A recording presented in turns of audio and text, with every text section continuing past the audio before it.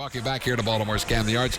Joined now by Steve Melewski, who does a great job for MASNsports.com covering the Orioles, but also covering the minor leagues. And he's got his top 5 minor league stories right now as the season starts. Let's begin with number 5. All right, let's count them down to number 1. Looking at the hits here. Who will be the next reliever to emerge from Bowie who might skip AAA and go right to the Orioles? Because look at it here, Tom. 2 years ago, Michael Givens pulled off this trick. Last year, it was left-hander Donnie Hart. They're both still key members of this bullpen. So here's 3 quick names who could emerge from Bowie. Jesus Lorenzo, 22-year-old right-hander. He throws 97. This is a guy the Orioles did a great job. Atlanta released him, and they've got him now on the 40-man roster. Garrett Clevenger, 3rd-round draft pick out of Oregon in 2015. He averaged 12 strikeouts per 9 innings last year between Delmarva and Frederick. Tanner Scott, we know he throws 100 miles an hour, left-hander. They're going to start him this year, but that's just to get him on more of a structured schedule. He's only going 3 innings. He's not being converted to a starter, but he's going to get some starts this year. So I think Bowie's bullpen is loaded.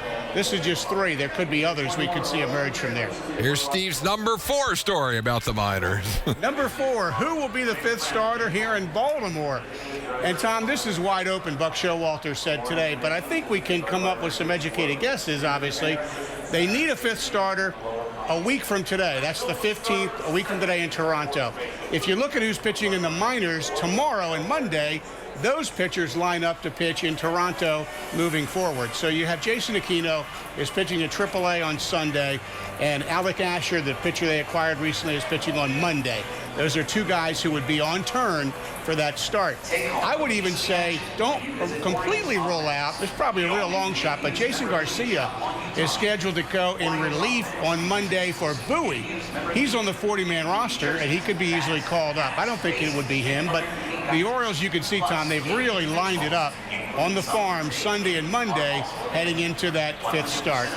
Obvious. Let's take a look at number 3 storyline. Number 3 is the top prospect in the Oriole organization, catcher Chance Sisco. And so is he closing in on the majors? Will this be the year for him? Look at this kid who was drafted in the 2nd round in 2013. Since then, he's climbing the prospect rankings for the Orioles. He started out 10th. He went to 4, to 3, and now he's number 1. He's in the top 100. We know his defense has come a long way. I mean, the Orioles keep working with this kid to get those times to second base under 2-0, and he's starting to do that, Tom. He's getting great coaching on the farm from guys like Donnie Werner, great coaching here from John Russell, and a guy's a 320 hitter, 400 on base in his career. So it's a matter of time probably for Chance Sisco, who is at AAA Norfolk. But the deuce let loose, number 2. Number 2 for us is, are the Orioles finally starting to develop some real quality outfield depth on the farm? It's been a while since they produced a top outfielder, but maybe they're starting to turn a corner here. We know Cedric Mullins took the Orioles by storm in March in spring training. Buck Showalter loves this kid. They promoted him to Bowie, skipped Frederick, and what did he do in his first game? He had 4 hits, including a homer and a triple. Tommy drove it a run today. This kid's batting 700 right now to start the year. DJ Stewart has been promoted to AA. He homered in his first game. I'll throw a couple names out from Frederick that are intriguing. Austin Hayes and Randolph Gassaway, who had a big finish to last year, go down to Delmarva. Players like Cole Billingsley and Ryan McKenna. And don't even forget Mike Yastrzemski. He's in extended spring training. He had off-season core surgery, so he slowed a bit, but that's some good names that they're starting to develop some outfield depth. Down to number 1. Number 1, who will take a major step forward on the farm this year? And that, good luck predicting this, because there's a couple hundred players when you count all their teams. But I'll take a couple names and just throw some guesses out at each level here. AAA, Stephen Crichton, Jimmy Yacobonis, Aquino, we've mentioned, Chris Lee. Some of these arms at AAA will be intriguing to watch. AA, a kid who plays 3rd base there, had a big second half. Drew Dosh. Don't forget this kid. He's got a nice left-handed swing. Mullins, we've mentioned. David Hess, I think, could have a bounce-back year for Bowie. Frederick's rotation is very intriguing. Brian Gonzalez, Ofelky Peralta.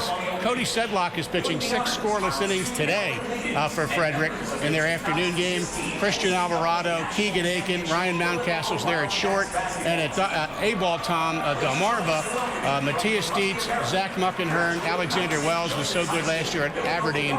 So some intriguing pitching on the lower levels of the farm. As always, great information from Steve Melewski. Check him out on MASNsports.com with the latest on the Orioles and the Orioles minor league teams.